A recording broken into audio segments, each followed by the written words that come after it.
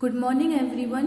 मैं साक्षी शर्मा स्वागत करती हूँ आपका अपने चैनल पर। मैंने अभी लूसेंट की सीरीज स्टार्ट की है और फर्स्टली मैंने पॉलिटी से स्टार्ट किया है। धीरे धीरे हम और भी सारे सब्जेक्ट्स कंप्लीट कर लेंगे। एक चीज़ मैं बताना चाहूँगी कि मैंने यहाँ पे सारा का सारा जो भी point exam point of view से जो भी इंपॉर्टेंट चीज़ें हैं सब कुछ हाईलाइट किया हुआ है। अगर आपको ये पेजेस चाहिए तो आप मुझे कमेंट सेक्शन में बता सकते हैं। So let's begin the series.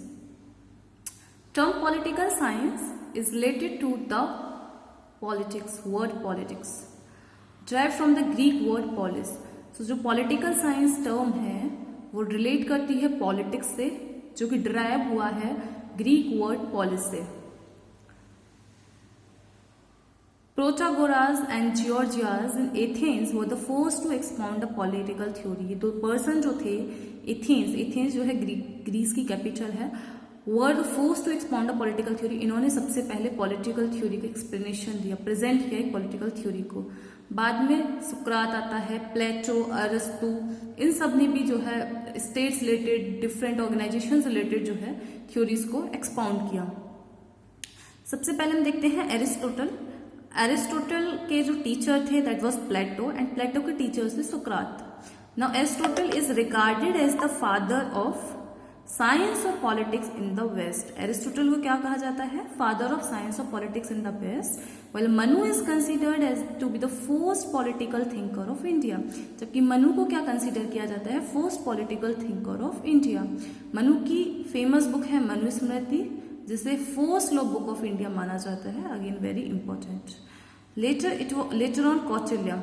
सो कौटिल्य के बारे में आपको सिर्फ इतना इंपॉर्टेंटली याद रखना है कि कौटिल्य की जो बुक थी दैट वाज अर्थशास्त्र, एंड पॉलिटिक्स किसकी बुक है? पॉलिटिक्स लिखी है अरस्तु ने, that's important. Republican of India. India a union of states.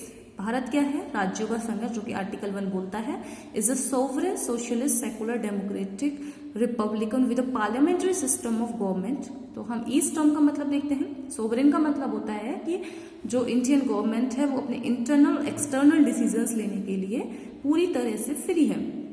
मतलब हुआ कि कल हमें जो है, अगर कल को यूएस बोले कि मैं चाहता हूं इंडियन गवर्नमेंट ये करे, तो ऐसा नहीं हो सकता। सोशलिस्ट का मतलब होता है कि जो सारे के सारे रिसोर्सेज होते हैं, सब कुछ गवर्नमेंट के अंडर होता है, प्राइवेट सेक्टर का एग्जिस्टेंस वह नहीं होता है। बट इंडिया में ऐसा नहीं है। इंडिया में हमारे यहाँ पर गांधीयन सोशलिज्म हमने अपनाया है, जिसमें मिक्स्ड इकोनॉमी पर फोकस किया जाता है। तो मिक्स्ड इकोनॉमी क्या होता है? मिक्स्ड इकोनॉमी होता है जहाँ पे प्राइवेट एंड पब्लिक सेक्टर दोनों साथ साथ एग्जिस्ट करते हैं। Okay.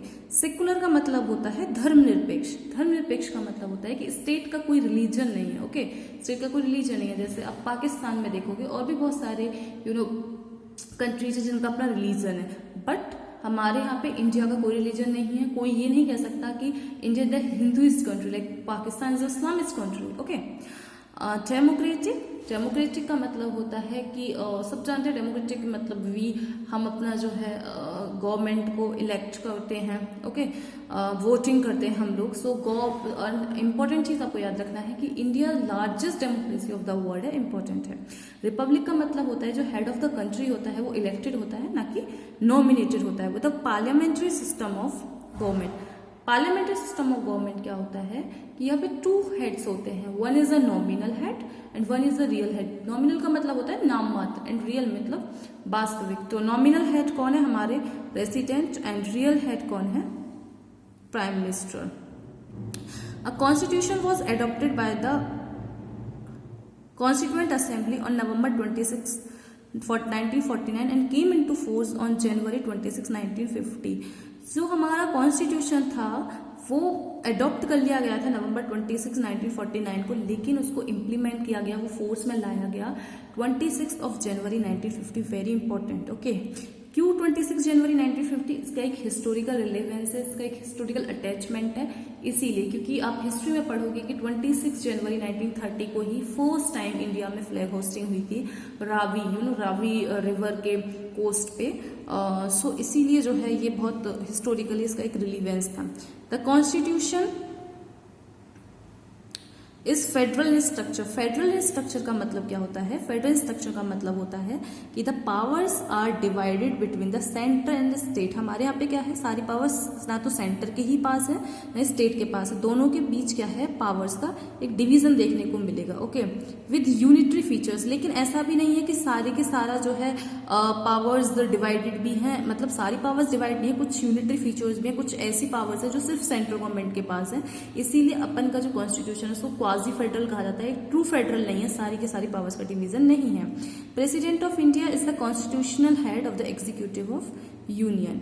Article 74 clause 1 of the constitution provides that there shall be a council of minister with the prime minister as a head to aid and advise the president who shall in exercise of his functions act in accordance with such advice. तो इसमें क्या दिया हुआ है कि जो council of minister होगी, जिसके हेड होंगे प्राइम मिनिस्टर, वो एड एंड एडवाइस करेंगे किसको, प्रेसिडेंट को, और प्रेसिडेंट इनकी एड एंड एडवाइस के अकॉर्डिंग ही सारे डिसीजंस लेंगे। Okay, this is important.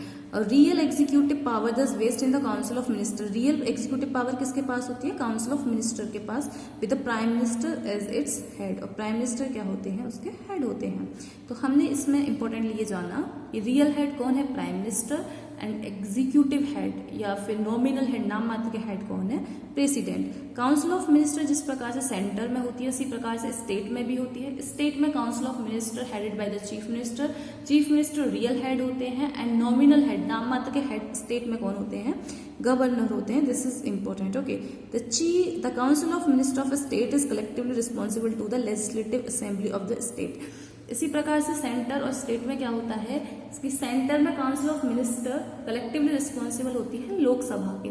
इसका मतलब हुआ कि अगर लोकसभा के द्वारा मेजॉरिटी से इनके अगेंस्ट वोटिंग की जाती है तो इनको रिजाइन करना होता है। एंड सेम लेजिस्लेटिव असेंबली में भी होता है कि लेजिस्लेटिव असेंबली में स्टेट में की जो काउंसिल ऑफ मिनिस्टर होती है वो कलेक्टिवली रिस्पॉन्सिबल होती है यहाँ की लेजिस्लेटिव असेंबली के। Residual powers in parliament. तो रेजिडुअल पावर जो होती हैं वेस्टेड किसमें होती हैं, पार्लियामेंट के पास होती है, इन्हें अवशेष शक्तियां हिंदी में बोलते हैं। The power to amend the constitution also vest in parliament. और सिर्फ संविधान का संशोधन करने की शक्ति किसके पास होती है, पार्लियामेंट के पास होती है। सिर्फ पार्लियामेंट ही संविधान में संशोधन कर सकती है, इंपॉर्टेंट है। इधर कुछ फैक्ट्स दिए हुए हैं, let's see one by one. सबसे पहले दिया हुआ है कंट्री का नेम। तो अपन की कंट्री का नेम क्या है, रिपब्लिकन ऑफ इंडिया, जिसे भारतीय गणराज्य हम बोलते हैं। कैपिटल है हमारा न्यू दिल्ली। एडमिनिस्ट्रेटिव डिवीजन इधर दिया हुआ है 29 स्टेट में 7 यूनिटीज, बट अभी के लिए ये गलत है क्योंकि ये पुराना एडिशन है। तो अभी कितना स्टेट्स है हमारा, 28 स्टेट्स एंड 8 यूनियन टेरिटरीज है। नाउ इंडिपेंडेंस हमें मिली, हमें गेट हुई 15 अगस्त 1947 को।